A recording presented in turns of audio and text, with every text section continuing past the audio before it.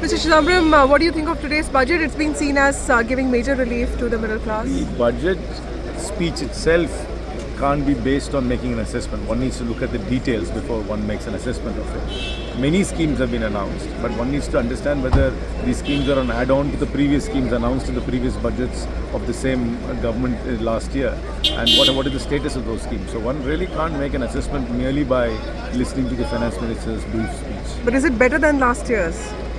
I mean, there seems to be an intent to help a certain sections, but I have to see whether the intent actually translates to some sort of material difference in their finances. And I can only make that assessment after I look at the details. Thank you so much.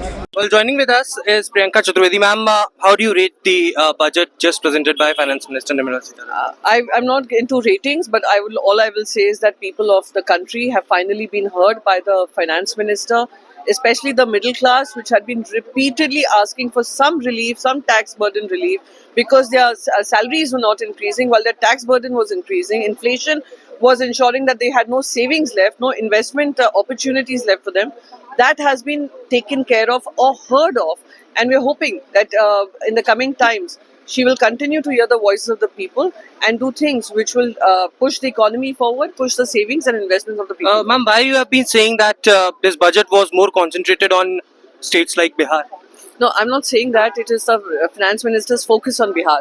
And I would say that people of Bihar would be hoping that every year there is an election for some reason or the other, because that is the only time the focus is on the state of Bihar.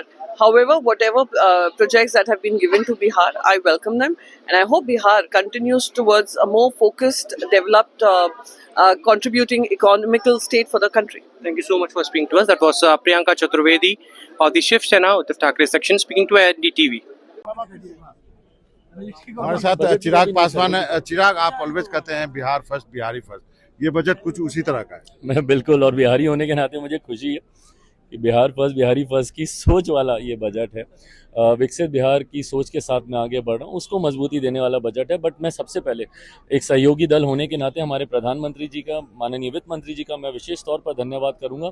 जिस तरीके से विकसित भारत बनाने की सोच को ये budget मजबूती देता है, अमीर गरीब के बीच की दूरी को कम करने वाला ये बजट है, गाँव और शहर के बीच की दूरी को कम करने वाला ये बजट है। ऐसे में इस बजट में जहाँ युवा महिलाओं का ध्यान रखते हुए देश के हर एक सेक्टर को मजबूती देने का इसमें जिक्र किया आपको गया। लगता है बिहार को भी आगे ले जाएगा ये बजट? बिल्कुल लेकर जाएगा। जिस तरीके से बिहार में अलग अलग प्रावधानों का इसमें जिक्र किया गया, इंफ्रास्ट्रक्चर को मजबूती देने के लिए एयरपोर्ट एक्सपेंशन का, ग्रीनफील्ड एयरपोर्ट का इसमें जिक्र किया गया, IIT एक्सपेंशन का इसमें जिक्र किया गया। साथ ही में कोसी, हम सब जानते हैं, हम सब ने उसकी त्रासदी को कई बार देखा है, उसके समाधान का जिक्र।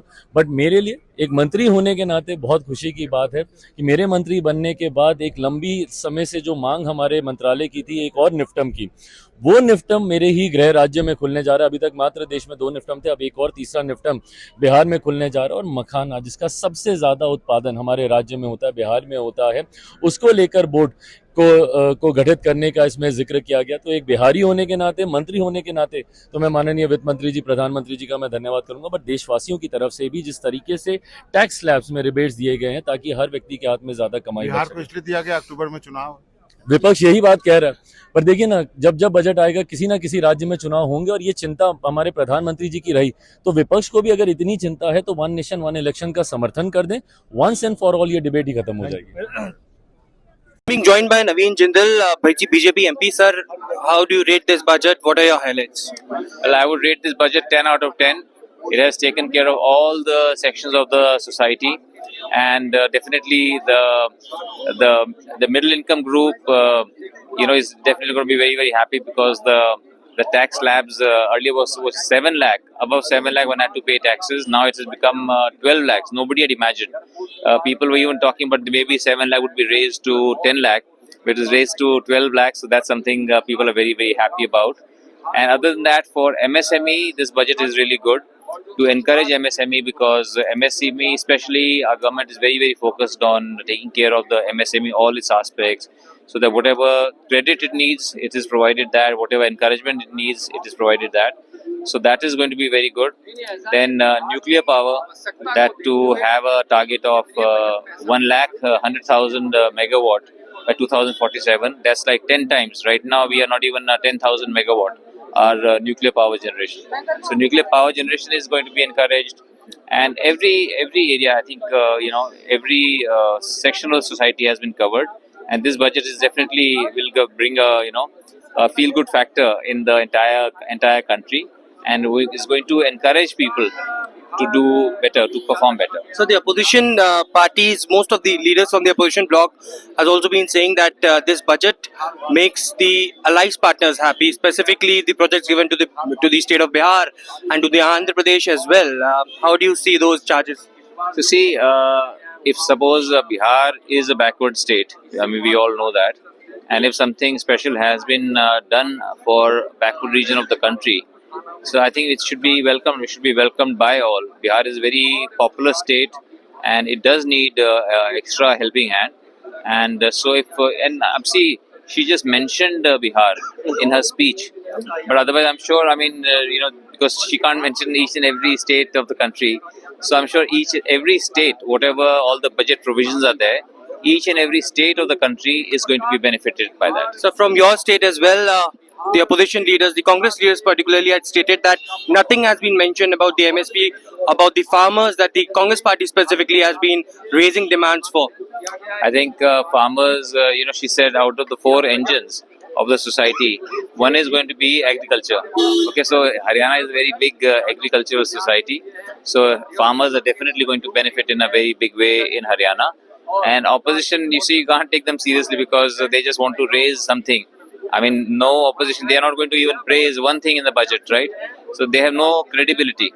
So we have to see that this budget is going to be good for MSME, for agriculture, for education, for women, for every section of the society. Thank you so much for speaking to us. That was Naveen Jindal, BJP MP, speaking to NDTV. ये budget आत्मनिर्भर भारत के निर्माण का budget है। इस budget में विश्वास की महक है, विकास की ललक है और विकसित भारत के निर्माण की तरफ है। कृषि और किसानों के कल्याण सर्वोच्च प्राथमिकता दी गई है। गरीब, महिलाएं, युवा और विशेषकर मध्यम वर्ग के कल्याण का ये बजट है। एक दूरदर्शी बजट जिसमें समाज के हर वर्ग के साथ साथ हर क्षेत्र का ध्यान रखा गया है। मैं ऐसे जन कल्याणकारी बजट के लिए, मानवीय बजट के लिए प्रधानमंत्री जी का हृदय से आभार व्यक्त करता हूं। विपक्ष कह रहा है किसानों को कुछ नहीं मिला है। अब मैं विस्तार से बताऊंगा किसानों को क्या क्या मिला है। चाहे किसान क्रेडिट कार्ड हो, कम उत्पादकता वाले 100 जिले हों, कृषि में ज्यादा निवेश की क्षमता बढ़ाने की बात हो, दलहन के उत्पादन के लिए तुअर हो, मसूर हो, उड़द हो, उसको खरीदने की बात हो, जो किया गया है वो पहले कभी नहीं हुआ। Thank you.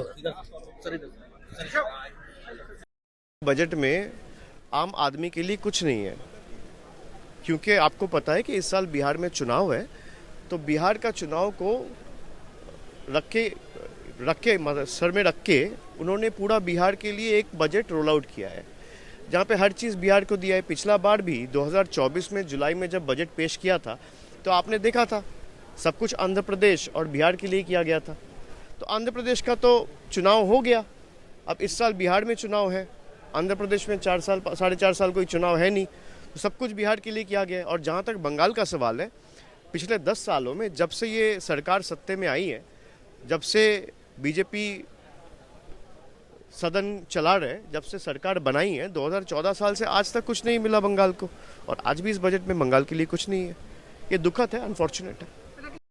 एक नया ऊर्जावान युवा भारत के सपने को साकार करने का हर एक क्षेत्र का, चाहे वो कृषि हो, चाहे वो मैन्युफैक्चरिंग हो, चाहे वो सर्विसेज हो, चाहे अधोसंरचना हो, चाहे इनोवेशन हो, चाहे कृषि का क्षेत्र हो, यूरिया से लेके एक चाहे बीज की बात हो, चाहे नदियों को जोड़ने की बात हो, हर एक विषय पर पूर्ण रूप से अध्ययन करके एक नया मानचित्र तय किया गया है। और सबसे बड़ी बात कि हमारे जितने भी टैक्स पेयर्स हैं उनको इतनी बड़ी राहत दी गई है, 12 लाख रुपए तक कोई टैक्स नहीं, और हर एक ब्रैकेट में आप देखोगे तो करीब करीब 40 से 25% की राहत हाई इनकम टैक्स पेयर के लिए तक भी दिया गया है।